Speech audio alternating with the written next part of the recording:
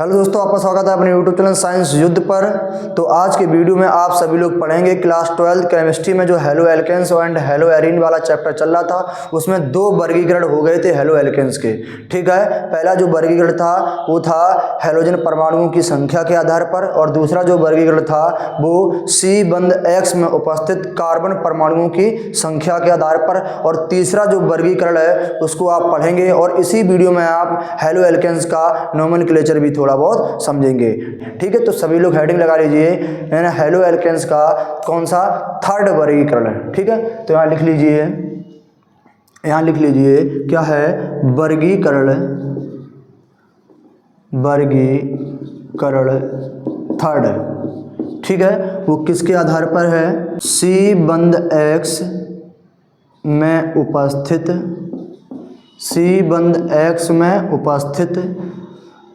Carbon के संकरण के आधार पर, सी बंध एक्स में उपस्थित कार्बन के संकरण के आधार पर। ठीक है, संकरण क्या होता है इसको हम आपको बहुत ही अच्छे तरीके से समझाएंगे कि संकरण क्या होता है। फिलहाल आप वर्गीकरण को अच्छे तरीके से समझ लीजिए। ठीक है, तो ये है आपका संकरण के आधार पर, सी बंध एक्स में उपस्थित कार्बन के संकरण के आधार पर। तो आप इसको किस प्रकार से वर्गीकृत करेंगे? देखिए, इसको दो प्रकार से वर्गीकृत किया गया है। सी बंध एक्स, जब कार्बन का संकरण sp3 हो तथा जब कार्बन का संकरण sp2 हो। क्या हो? जब कार्बन का संकरण sp3 हो तब हेलो एल्केन्स कितने प्रकार के होते हैं, और जब कार्बन का संकरण sp2 हो तब हेलो एल्केन्स कितने प्रकार के होते हैं। ठीक है, तो जब कार्बन का संकरण sp3 होगा तो हेलो एल्केन्स, जिसमें कार्बन का जो संकरण होगा वो sp3 होगा। इसके आधार पर जो हेलो एल्केन्स होते हैं वो तीन प्रकार के होते हैं। कितने प्रकार के होते हैं? तीन प्रकार के। एक होता है आपका एल्किलिक, क्या होता है? एल्किलिक हैलाइड होता है। ठीक है, इसके बाद दूसरा जो आपका होता है वो इलीलिक हैलाइड होता है। ठीक है, और इसके बाद में जो आपका अगला होता है वो होता है बेंजलिक। कौन होता है? बेंजलिक हैलाइड होता है। ठीक, इसमें ये सी बंध एक्स में उपस्थित कार्बन में sp3 संकरण के आधार पर ये तीन प्रकार के होते हैं: एल्किलिक हैलाइड, इलीलिक हैलाइड और बेंजेलिक हैलाइड। ठीक है, अब इसमें देखिए ध्यान से, यहाँ सी बंध एक्स में उपस्थित कार्बन का जो संकरण होगा sp2, इसके आधार पर जो हेलो एल्केन्स हैं वो दो प्रकार के होते हैं। कितने प्रकार के होते हैं? दो प्रकार के। पहला जो आपका हो जाएगा इरीलिक हैलाइड हो जाएगा। इसके बाद में अगला आपका हो जाएगा बाइनिलिक। क्या होगा? बाइनिलिक हैलाइड। ठीक है, तो इसको आप सभी लोग स्क्रीनशॉट ले लीजिए, और मैं इसको अच्छी तरीके से एक एक टॉपिक को बहुत ही अच्छे तरीके से समझाऊंगा। तो फिलहाल इसका आप स्क्रीनशॉट ले लीजिए और बढ़ते हैं नेक्स्ट टॉपिक की तरफ। आप सभी लोग हेडिंग लगा लेना, एल्किलिक हैलाइड। ठीक है,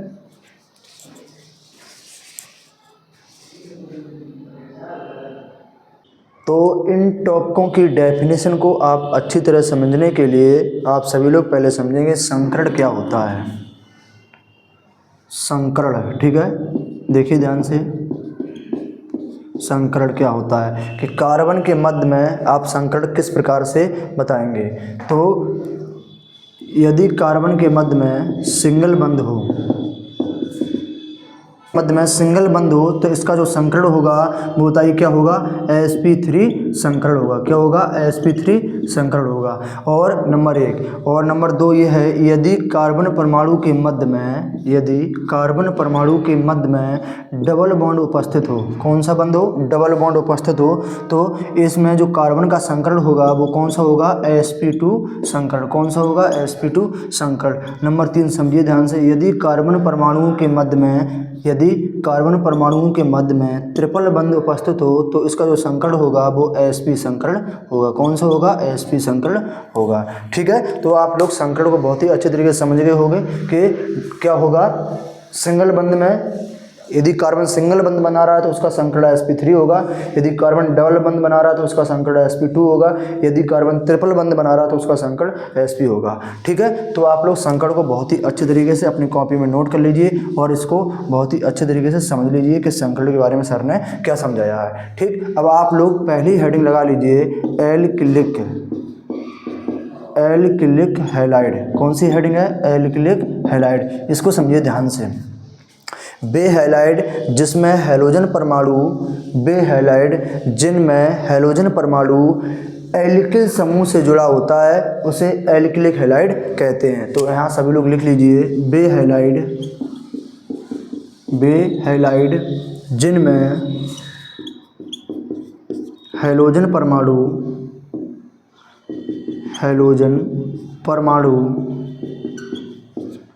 एल्किल समूह से जुड़ा होता है उसे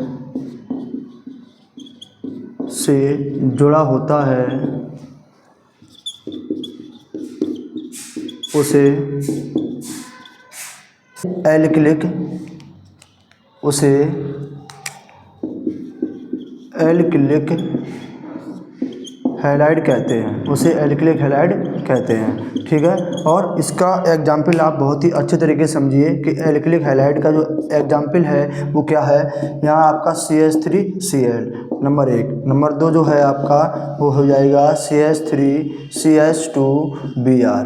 ठीक, इसमें जो हैलोजन परमाणु जुड़ा है ये देखिए, ये मैथिल समूह से जुड़ा है, तो ये मैथिल समूह जो है वो एल्किल समूह होता है। इसमें जो Br जुड़ा है ये एथिल समूह से जुड़ा है और एथिल समूह जो होता है वो एल्किल समूह होता है। ठीक है, तो इसका नाम हो जाएगा मैथिल क्लोराइड और इसका जो नाम हो जाएगा वो हो जाएगा क्या? Ethyl chloride. ठीक है, तो आप सभी लोग बहुत ही अच्छे तरीके से एल्किलिक हैलाइड को समझ चुके होंगे और आप सभी लोग इसका स्क्रीनशॉट ले लीजिए। बढ़ते हैं नेक्स्ट हेडिंग की तरफ, आप लोग डाल लीजिए। ठीक है, आप सभी लोग अगली हेडिंग लगा लीजिए। कौन सी है? अगली हेडिंग जो आपकी है वो है एलिलिक हैलाइड। ठीक है, इसको समझिए, इसकी परिभाषा क्या है। बे हैलाइड जिनमें हैलोजन परमाणु एलिलिक कार्बन से जुड़ा होता है उसे एलिलिक हैलाइड कहते हैं। तो लिख लीजिए यहाँ बे हैलाइड जिनमें हैलोजन परमाणु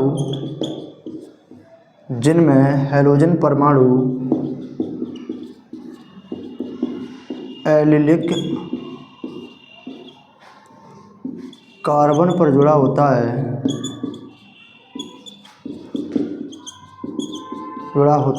उसे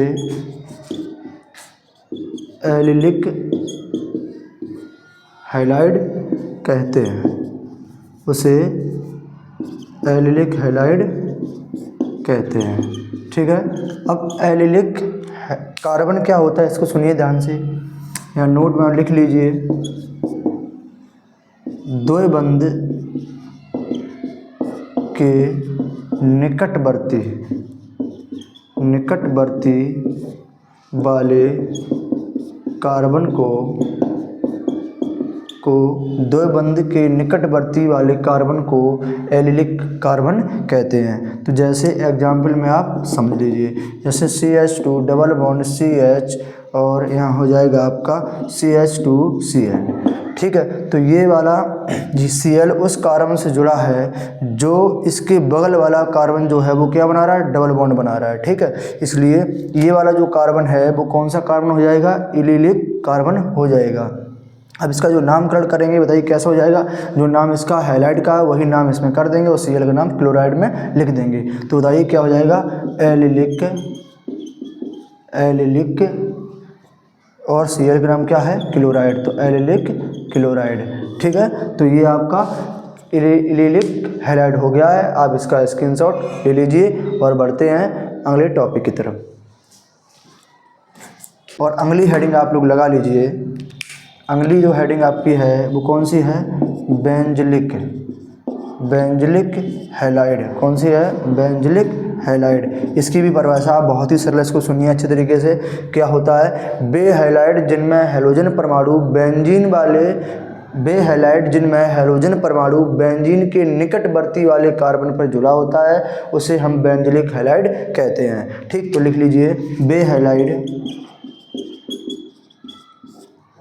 जिनमें हैलोजन परमाणु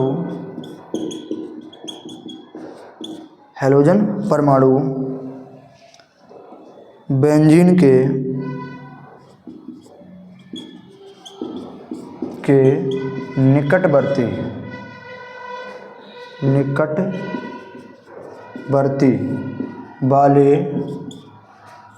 कार्बन पर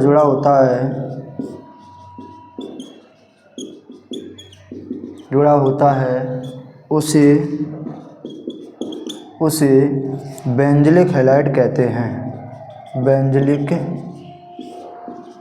हैलाइड कहते हैं। ठीक है, तो बहुत ही सरल इसका नाम है। नोट में समझ लीजिए, नोट में कि बेंजिलिक कार्बन क्या होता है। वह कार्बन जो बेंजीन के निकटवर्ती वाला होता है उसे हम बेंजिलिक कार्बन कहते हैं। तो लिख लीजिए बेंजीन के निकटवर्ती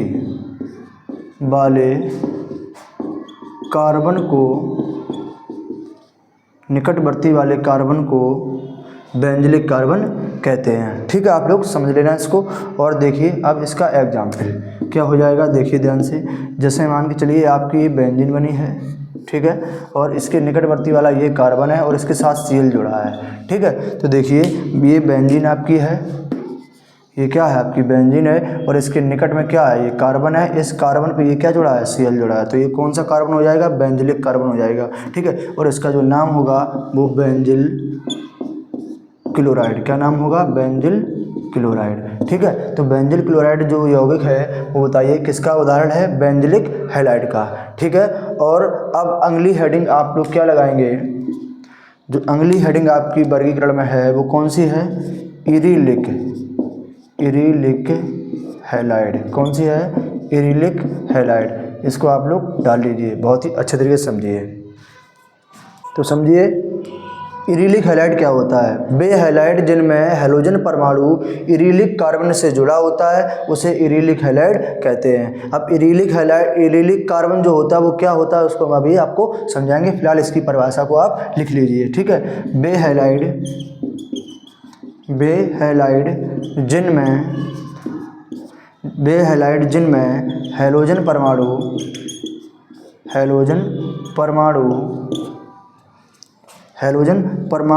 इरिलिक कार्बन पर जुड़ा होता है उसे इरिलिक हैलाइड कहते हैं। इरिलिक हैलाइड कहते हैं। ठीक है, इसको अच्छे तरीके से समझिए। तो अब सुनिए, अब नोट में आप लिखिए कि इरिलिक कार्बन क्या होता है। ठीक है, नोट में तो बेंजीन वाले कार्बन को हम क्या कहते हैं, इरिलिक कार्बन कहते हैं। लिख लीजिए बेंजीन वाले कार्बन को इरिलिक कार्बन कहते हैं। ठीक, जो बेंजीन वाला कार्बन होता है वो कौन सा होता है, इरिलिक कार्बन होता है। तो एग्जाम्पल में आप समझ लीजिए, ये आपका मान के चले बेंजीन बना है, ठीक, और इसके साथ मैंने क्या किया, ऊपर Br जोड़ दिया। तो बताइए इसका जो नाम हो जाएगा, बताइए क्या हो जाएगा, इरिलिक ब्रोमाइड। क्या नाम हो जाएगा, इरिलिक ब्रोमाइड। ठीक है, आप लोग इसको अच्छे तरीके से नोट करिए और इसका स्क्रीनशॉट ले लीजिए। बढ़ते हैं नेक्स्ट टॉपिक की तरफ। अगली हेडिंग आप लगा लीजिए, इसमें क्या हो जाएगी, बाइनिलिक हैलाइड। इसकी परिभाषा बताइए क्या हो जाएगी। वे हैलाइड जिनमें हैलोजन परमाणु बाइनिलिक कार्बन से जुड़ा होता है उसे बाइनिलिक हैलाइड कहते हैं। लिख लीजिए, वे हैलाइड जिनमें हैलोजन परमाणु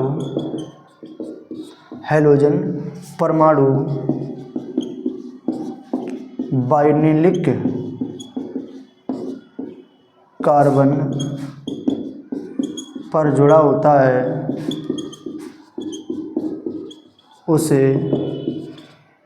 उसे बाइनलिक हैलाइड कहते हैं, बाइनलिक हैलाइड कहते हैं।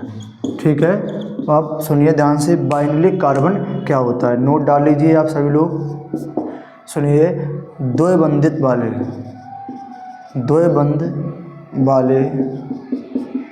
कार्बन को बाइनलिक कार्बन कहते हैं। ठीक है, एग्जाम्पल में आप समझ लीजिए, देखिए ध्यान से, CH2 double bond CH Cl। ठीक है, तो बताइए, ये देखिए Cl जिस कार्बन से जुड़ा है वो क्या बना रहा है, द्वैबंध बना रहा है, इसलिए इसका नाम क्या हो जाएगा, नाम हो जाएगा बाइनलिक और Cl क्या कहते हैं, क्लोराइड, तो बाइनलिक क्लोराइड हो जाएगा। ठीक है, तो मैंने आपको बाइनलिक क्लोराइड को बहुत ही अच्छे तरीके से परिभाषा के साथ उदाहरण द्वारा समझा दिया है। अब इसका स्क्रीनशॉट ले लीजिए आप लोग, अपनी कॉपी में हेडिंग लगा लीजिए, हैलो एल्केन्स का नामकरण। ठीक है, देखिए यहाँ हैलो एल्केन्स का नामकरण।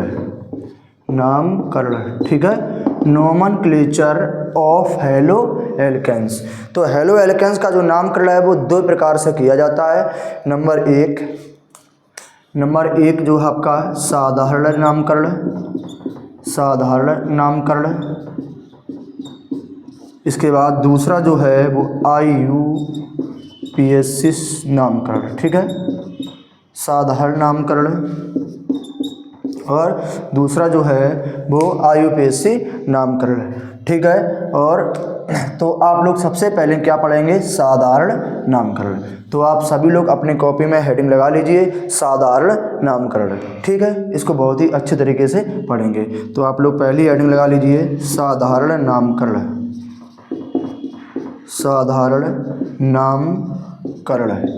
ठीक है, साधारण नामकरण। अब देखिए ध्यान से, साधारण नामकरण को पढ़ने के लिए आपको कुछ पॉइंट हम नोट में लिखा दे रहे हैं, उनको मोस्ट इम्पोर्टेंट डालकर आप लिख लीजिए, क्योंकि जब भी आप केमिस्ट्री पढ़ेंगे और उनका आप साधारण नामकरण करेंगे तो इनका यूज हमेशा होगा। ठीक है, तो मैं यहाँ पे लिखा दे रहा हूँ। ठीक है, और देखिए, तो नोट नंबर 1 जो है, और ये नोट जो है वो 3 कार्बन से स्टार्ट होगा, क्योंकि फर्स्ट और सेकंड कार्बन का नामकरण हम ऐसे ही कर देते हैं। जब 3 कार्बन का नामकरण करेंगे तो उसमें नॉर्मल आइसो का नामकरण लगेगा। तो जब नंबर 1, जब 3 कार्बन लगातार जुड़े हों और X जो है वो 1 डिग्री पे जुड़ा हो, मैंने डिग्रियां निकालना कार्बन में आपको बताया है। जब 3 कार्बन लगातार जुड़े हों और जो X है वो 1 डिग्री पे जुड़ा हो, तो बताइए इसका नाम हो जाएगा नॉर्मल प्रोपिल, और X को क्या कहते हैं, हैलाइड, नॉर्मल प्रोपिल हैलाइड।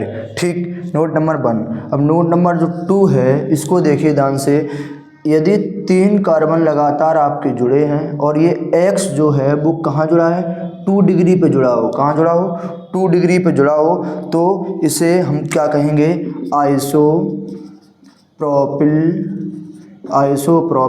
और X बराबर क्या होता है, हैलाइड होता है, तो आइसोप्रोपिल हैलाइड। ठीक है, तो बहुत ही अच्छे तरीके से इनको आपको कॉपी में लिखना है। ठीक, और हमेशा याद रखना है, 3 कार्बन लगातार हों और X 1 डिग्री पे जुड़ा हो तो क्या कहेंगे, नॉर्मल प्रोपिल हैलाइड। और इसके बाद में दूसरा जो आपका है वो X का 2 डिग्री पे जुड़ा हो, जिसे क्या कहेंगे, आइसोप्रोपिल हैलाइड। 3 कार्बन में 2 ही प्रॉपर्टी हैं, इनको याद कर लेना और इसका स्क्रीनशॉट ले लीजिए, और बढ़ते हैं 4 कार्बन की तरफ। ठीक है,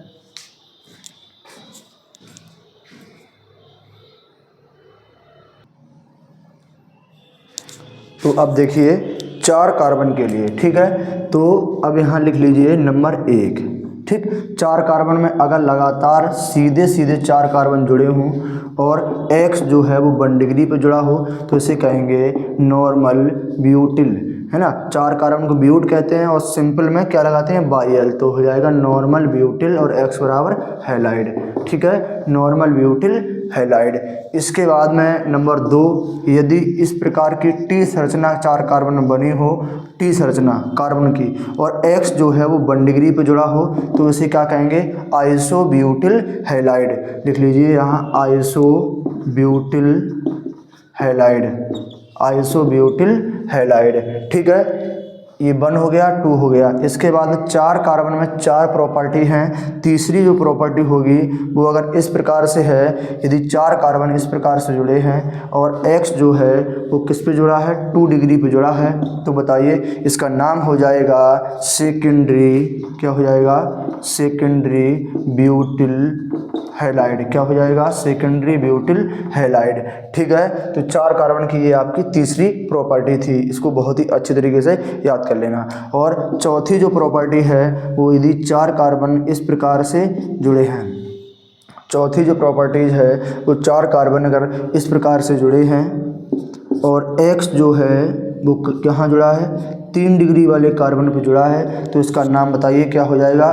टर्सरी। क्या हो जाएगा? Tertiary butyl halide. क्या होगा? Tertiary butyl halide. ठीक है, तो 4 कार्बन में 4 ही प्रॉपर्टी हैं। अगर सीधी श्रृंखला है, लंबी चेन है और X जो है वो बॉन्ड डिग्री पे जुड़ा है, तो क्या हो जाएगा? Normal butyl halide. इसके बाद में यदि X जो है वो कहाँ जुड़ा है? X बॉन्ड डिग्री पे जुड़ा है और अगर टी संरचना बन रही है, क्या बन रही है? टी संरचना बन रही है, तो क्या हो जाएगा? Isobutyl halide. इसके बाद में और 4 कार्बन में जो तीसरी प्रॉपर्टीज है वो कौन सी है? यदि X जो 2 डिग्री पे जुड़ा हो और, तो उसका नाम होगा सेकेंडरी ब्यूटिल हैलाइड। और यदि X जो है 4 कार्बन में 3 डिग्री पे जुड़ा हो, वो क्या हो जाएगा? Tertiary butyl halide. मैंने कार्बन डिग्रियां निकालना आपको बहुत ही अच्छे तरीके से समझाया है। ठीक है, तो आप लोग इस 4 कार्बन वाला स्क्रीनशॉट ले लीजिए। फिर बढ़ते हैं 5 कार्बन की प्रॉपर्टीज के तरफ। ठीक है,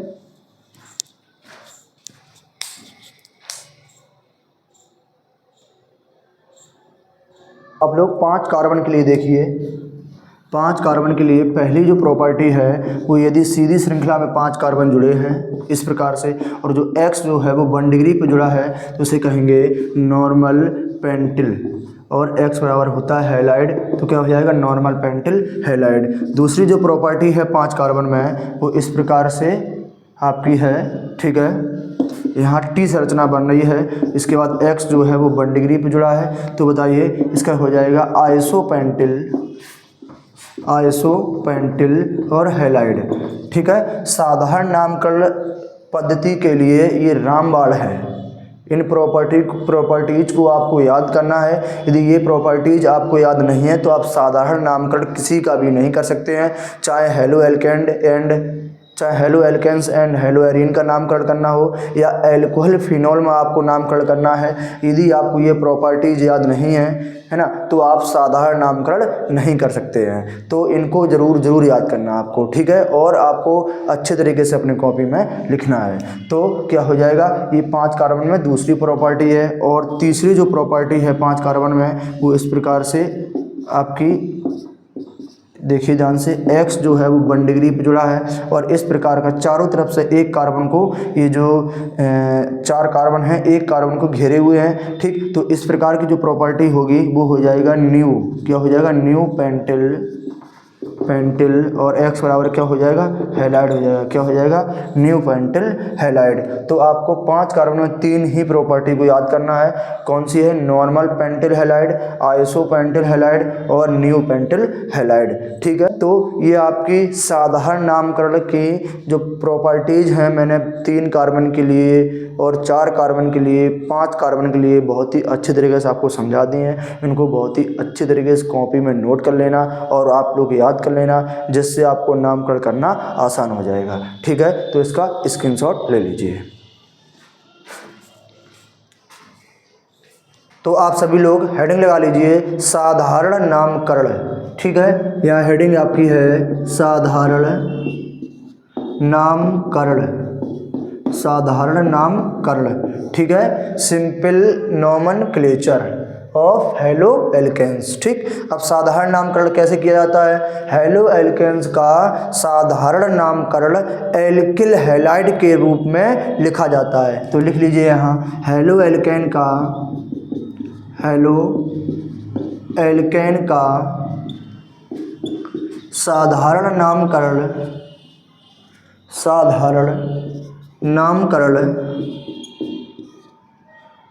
साधारण नामकरण एल्किल हैलाइड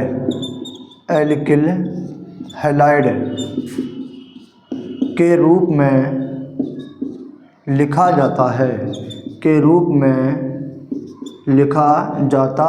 है।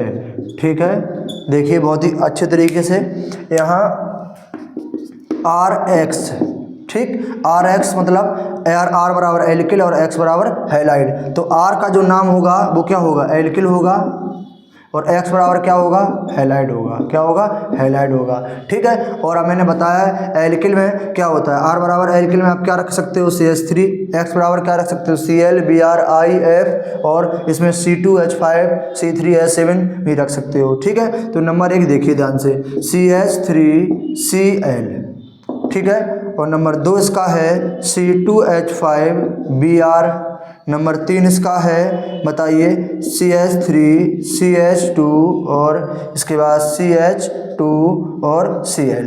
ठीक है, अब इनके नामकरण आपको करना है। देखिए ध्यान से, यहाँ क्या है, एक कार्बन तो क्या कहते हैं, एक कार्बन को मैथ कहते हैं। इसमें बताइए क्या लगा है, बाई एल, तो क्या लगा देंगे, बाई एल तो क्या हो जाएगा, मैथिल हो जाएगा। और Cl को ये X जो है वो हैलाइड के रूप में लिखा है, आप Cl को किस में लिखेंगे, क्लोराइड के रूप में। सिंपल में मैंने आपको लिखाया है कि Cl को क्लोराइड कहते हैं, Br को ब्रोमाइड कहते हैं, और F को फ्लोराइड कहते हैं, I को आयोडाइड कहते हैं। तो Cl क्या नाम हो जाएगा, क्लोराइड, तो हो जाएगा क्लोराइड। ठीक है, इसके बाद ये एथिल है, तो क्या लिखेंगे, 2 कार्बन को हम क्या कहते हैं, एथ कहते हैं। इसमें क्या लगाएंगे, बाई एल, तो क्या हो जाएगा, एथिल हो जाएगा। इसके बाद में Br को क्या कहते हैं, ब्रोमाइड, क्या कहते हैं, ब्रोमाइड, तो एथिल ब्रोमाइड हो जाएगा। इसमें देखो कितने कार्बन है, 3 कार्बन है। तो 3 कार्बन में मैंने आपको प्रॉपर्टीज लिखाई है, क्या लिखाई है, एक गुण होता है 3 कार्बन का नामकरण करने के लिए, कि जब सीधी कार्बन श्रृंखला होती है उसमें क्या लगाते हैं, नॉर्मल, क्या लगाते हैं, नॉर्मल। और 3 कार्बन क्या कहते हैं, प्रॉप कहते हैं। इसमें क्या लगाएंगे, बाई एल, तो प्रोपिल हो जाएगा। और Cl को क्या कहते हैं, क्लोराइड, तो क्या हो जाएगा, नॉर्मल प्रोपिल क्लोराइड। ठीक है, इसके बाद में अब देखिए ध्यान से, यहाँ नंबर 4 CH3CH और CH3, यहाँ हम Br लगा दे रहे हैं। ठीक है, इसके साथ Br लगा दे रहे हैं। अब बताइए 3 कार्बन में ये कैसी संरचना बन रही है, टी संरचना बन रही है। कैसी संरचना बन रही है, टी। और 3 कार्बन में मैंने एक प्रॉपर्टीज आपको लिखाई है कि 3 कार्बन में यदि टी संरचना बन रही है, और X जो है, X यहाँ पे जो X है वो Br है, वो कितनी डिग्री पे जुड़ा है, 2 डिग्री पे। तो बताइए इसका क्या नाम हो जाएगा, आइसो, और 3 कार्बन को प्रोप कहते हैं, तो आइसो प्रोपिल, और Br को ब्रोमाइड कहते हैं, तो क्या हो जाएगा, आइसो प्रोपिल ब्रोमाइड। ठीक है, तो बहुत ही अच्छे तरीके से मैं इसको डिफाइन कर रहा हूँ। और 5वां नंबर आप देखिए ध्यान से, यहाँ CH3 हो जाएगा, इसके बाद CH2 और CH2 और F। ठीक, इसमें देखिए ये 4 कार्बन की, इसमें जो 4 कार्बन दिए गए हैं, 1 2 3 4, ये सीधी श्रृंखला वाले 4 कार्बन हैं। जब मैंने आपको 4 कार्बन में प्रॉपर्टीज एक लिखाई है कि सीधी श्रृंखला में क्या लगाते हैं, नॉर्मल लगाते हैं, तो नॉर्मल ब्यूटिल, 4 कार्बन को ब्यूट कहते हैं। इसमें क्या लगाएंगे, बाई एल, तो नॉर्मल ब्यूटिल। F को क्या कहते हैं, फ्लोराइड, तो क्या हो जाएगा, नॉर्मल ब्यूटिल फ्लोराइड। ठीक है, और देखिए अब इसका 6 नंबर जो है क्या हो जाएगा, CH3, इसके बाद CH3, यहाँ हो जाएगा CH2 और Br, क्या हो जाएगा, CH2 Br। अब देखिए ध्यान से, यहाँ 4 कार्बन में ये टी संरचना बन रही है, और जो Br जुड़ा है वो 1 डिग्री पे जुड़ा है। ठीक है, तो बताइए इसमें क्या लगाएंगे हम, अगर ऐसी प्रॉपर्टीज आपको 4 कार्बन में मैंने लिखाई है, तो बताइए इसका क्या नाम होगा। इसका जो नाम होगा वो आइसो, क्या होगा, आइसो और ब्यूटिल, आइसो ब्यूटिल। इसके बाद Br को क्या कहते हैं, ब्रोमाइड कहते हैं, तो क्या हो जाएगा, आइसो ब्यूटिल ब्रोमाइड।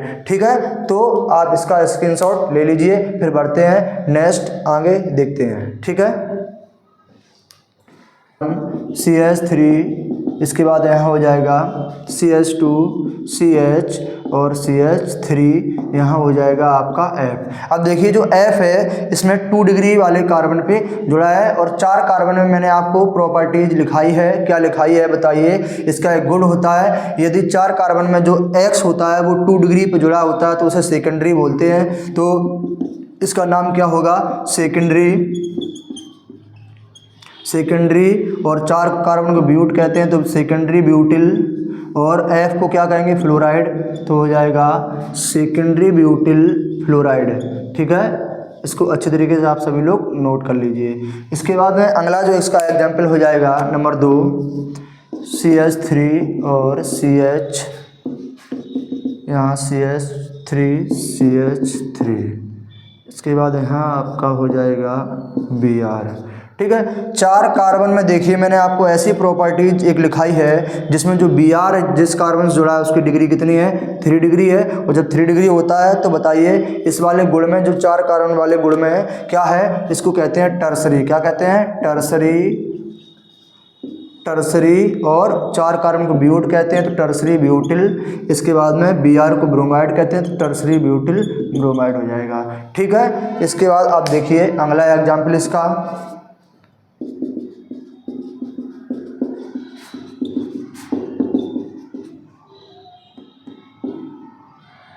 ठीक है, ये देखिए 5 कार्बन में सीधी श्रृंखला है, तो बताइए 5 कार्बन में मैंने इसकी प्रॉपर्टी जो लिखाई है, बताइए 5 कार्बन में सीधी श्रृंखला है तो बताइए इसका क्या नाम होगा, इसका नाम होगा नॉर्मल, क्या होगा, नॉर्मल पेंटिल। और Cl क्या कहते हैं, क्लोराइड, तो नॉर्मल पेंटिल क्लोराइड हो जाएगा। ठीक है, अब 5 कार्बन की इसकी जो लास्ट प्रॉपर्टीज है 5 कार्बन में ये और हेलो एल्केन्स के साधारण नामकरण का ये लास्ट एग्जाम्पल है। मैंने आपको सामान्य नामकरण में, हेलो एल्केन के सामान्य नामकरण में सभी प्रॉपर्टीज बहुत ही अच्छे तरीके से लिखवा रखे हैं और उस नोट को आप बहुत ही अच्छे तरीके से याद करना। यदि वो नोट आपको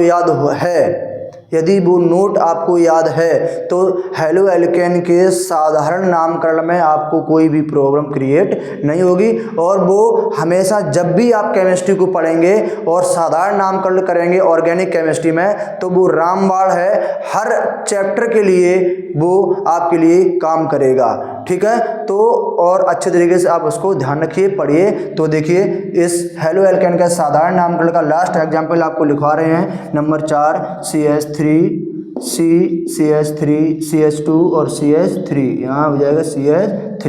ठीक है, यहाँ 3, ये भी 3 है। ठीक, यहाँ हो जाएगा Br।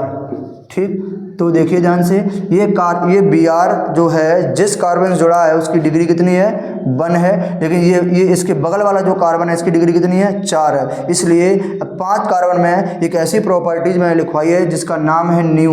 नामकरण करने के लिए उसका नाम क्या करेंगे, न्यू करेंगे।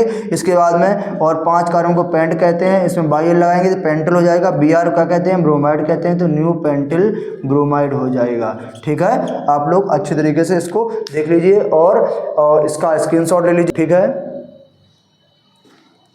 तो अब कल की वीडियो में आप सभी लोग देखेंगे हेलो एल्केन का IUPAC नामकरण और हेलो एल्केन बनाने की विधियां। ठीक है, इस वाले वीडियो में इसलिए हेलो एल्केन का IUPAC नामकरण नहीं करा रहे हैं क्योंकि वीडियो ज़्यादा लॉन्ग हो जाएगी। क्योंकि इस वाले वीडियो में आपने हेलो एल्केन का 3rd वर्गीकरण को पढ़ा है और इसके बाद में हेलो एल्केन के साधारण नामकरण को पढ़ा है। अब अगली वाले वीडियो में हेलो एल्केन का IUPAC नामकरण और हेलो एल्केन बनाने की विधियाँ को बहुत ही अच्छे तरीके से आपको समझाया जाएगा। तो यदि वीडियो पसंद आए तो वीडियो को लाइक करें और शेयर करें और कमेंट करें। यदि मेरे चैनल पर नए हो तो चैनल को सब्सक्राइब जरूर कर लें। मिलते हैं बेहतर कंटेंट के साथ। जय हिंद।